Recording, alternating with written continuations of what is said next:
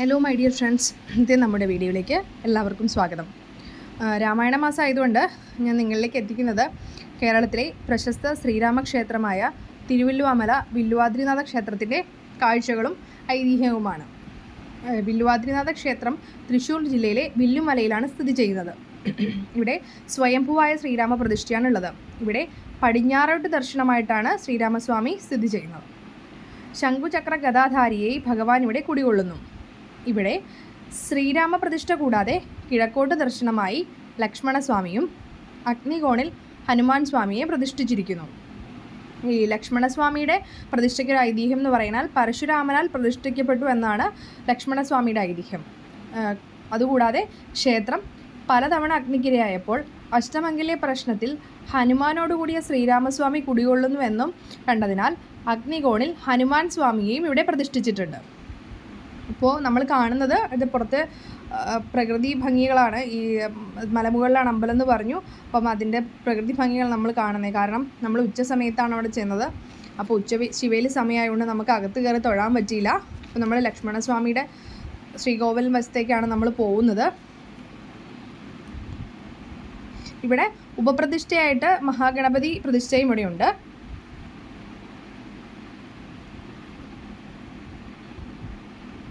അപ്പം നമ്മൾ അവിടെ കാണാം നമുക്ക്. കാരണം മുത്തുശിവേലി ആയതുകൊണ്ട് ആരെയും അകത്തേക്ക് കയറ്റി തൊഴിയിക്കുന്നില്ല. അപ്പം ശിവേലി പുറത്തേക്ക് എഴുന്നള്ളി പ്രദക്ഷിണം കഴിഞ്ഞ ശേഷം അകത്ത് കയറി തൊഴാൻ പറ്റുള്ളൂ എന്ന് പറഞ്ഞു. അപ്പം നമ്മളിവിടെ കാണുന്നതാണ് ഹനുമാൻ്റെ അമ്പലമാണ് നമ്മൾ സൈഡിൽ കാണുന്നത് വീഡിയോയിൽ. നമുക്ക് ഉച്ചശിവേലി സമയത്ത് ചെന്നുകൊണ്ട് നമുക്കും ശിവേലിക്കൊപ്പം പ്രദക്ഷിണം വയ്ക്കാൻ ഒരു ഭാഗ്യമായി. കാരണം നമ്മളിത് എപ്പോഴും നമ്മളവിടെ പോകുന്നു, ശിവേലി സമയത്തും ഒന്നും പോകാറില്ലല്ലോ. അപ്പം നമുക്കതൊരു ഭാഗ്യമായിട്ട് നമുക്ക് കിട്ടി.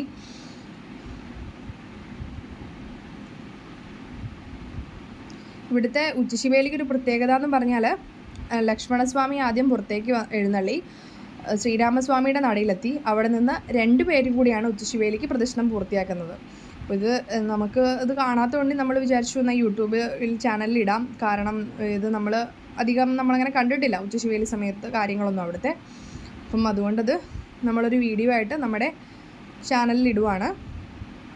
ഇപ്പം നമുക്ക് കാണാം ലക്ഷ്മണസ്വാമി പുറത്തേക്ക് ഇറങ്ങി ശ്രീരാമസ്വാമിയുടെ നടയിലേക്ക് പോവുകയാണ്. നമുക്കും അതിനൊപ്പം പ്രദക്ഷിണം വെച്ചു. ഇപ്പം ശ്രീരാമസ്വാമിയുടെ നടയിൽ വന്ന് നിൽക്കുകയാണ്. ഇങ്ങനെ 3 തവണ പ്രദക്ഷിണം വെച്ച് ഉച്ചശിവേലി പൂർത്തിയാവും. പിന്നീട് ഈ ക്ഷേത്രത്തെക്കുറിച്ച് വേറെ ഒരു ഐതിഹ്യം കൂടെ നമ്മൾ കേട്ടിട്ടുണ്ട്. ചിനക്കത്തൂരമ്മ വില്ലുവാദ്രിനാഥനെ നോക്കിയാണ് ഇരിക്കുന്ന ഒരു സങ്കല്പം.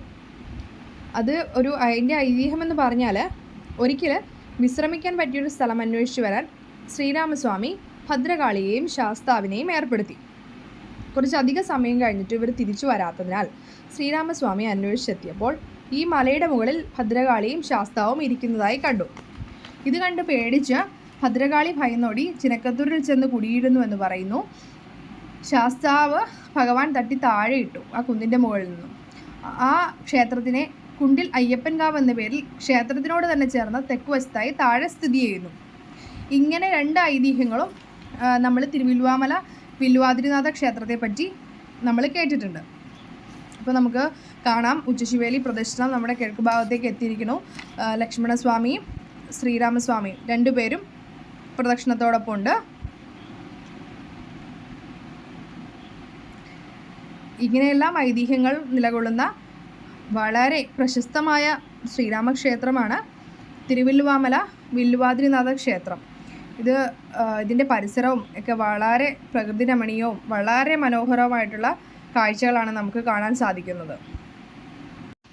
നമ്മളിപ്പോൾ നിൽക്കുന്നത് ക്ഷേത്രത്തിൻ്റെ കിഴക്ക് വശത്താണ്.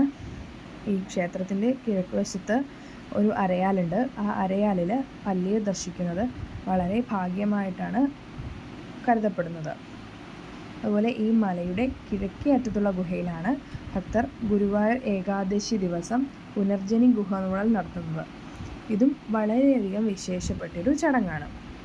ഇപ്പോൾ നമുക്ക് എൻ്റെ വീഡിയോയിൽ കാണാം ആലിൽ ഒരു പല്ലിയിരിക്കുന്നത്. ഇത് അന്നിത്തിരി തിരക്ക് കുറവായതുകൊണ്ടാണ്. അല്ലെങ്കിൽ ഇവിടെ ഭയങ്കര തിരക്കായുണ്ട്. കാരണം ഉച്ചസമയമായതുകൊണ്ട് ഇത്തിരി തിരക്ക് കുറവായിരുന്നു.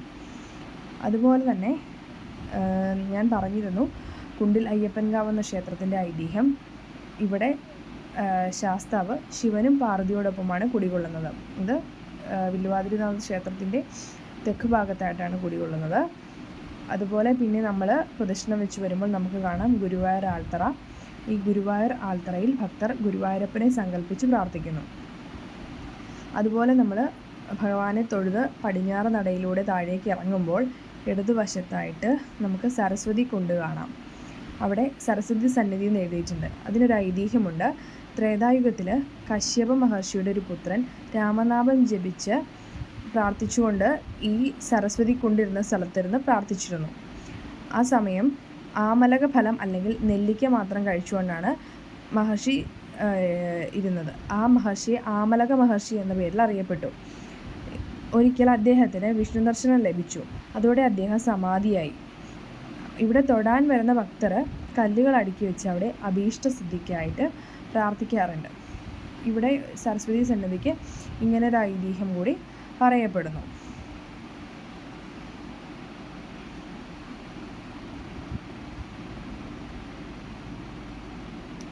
ഹരേ രാമ രാമ രാമ ഹരേ ഹരേ, ഹരേ കൃഷ്ണ കൃഷ്ണ കൃഷ്ണ ഹരേ ഹരേ.